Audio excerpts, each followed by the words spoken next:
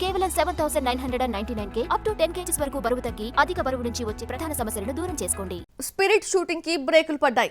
ప్రభాస్ ఇప్పట్లో spirit shooting లో పాల్గొనే అవకాశం లేదు. జపాన్ లో రిలీజ్ అయిన బాహుబలి ది ఎపిక్ కోసం అక్కడికి వెళ్లిన డార్లింగ్ ఇంకో నెల వరకు స్పిరిట్ షూటింగ్ కి దూరంగా ఉంటాడట.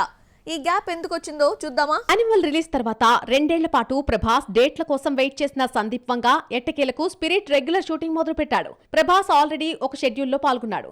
బాహుబలి ది ఎపిక్ ప్రమోషన్ కోసం జపాన్ వెళ్లిన డార్లింగ్ రాజాసాబ్ రిలీజ్ తర్వాతే స్పిరిట్ షూట్ లో పాల్గొంటాడు. సినిమా జనవరి 9న రిలీజ్ కాబోతోంది. రాజాసాబ్ రిలీజ్ తర్వాతే స్పిరిట్ షూటింగ్ లో ప్రభాస్ జాయిన్ అవుతాడని తెలిసిందే. రాజాసాబ్ పాన్ ఇండియాగా రిలీజ్ కావడంతో 5-6 చోట్ల జరిగే ఈవెంట్స్ లో పాల్గొనాల్సి ఉంది. ఇంటర్వ్యూస్ ఇవ్వాల్సి ఉంటుంది. అందుకే రాజాసాబ్ రిలీజ్ తర్వాతే స్పిరిట్ షూటింగ్ లోకి వస్తానని డార్లింగ్ చెప్పారట. రాజాసాబ్ వాయిదా పడుతుందంటూ వస్తున్న వార్తల్లో నిజం లేదని నిర్మాత విశ్వప్రసాద్ ఇప్పటికే చాలా సార్లు స్పష్టం చేశారు. సినిమా నుంచి వచ్చిన టీజర్స్, ట్రైలర్ ఈ హారర్ కామెడీపై నమ్మకం పెంచితే ఫస్ట్ సింగిల్ తగ్గించింది.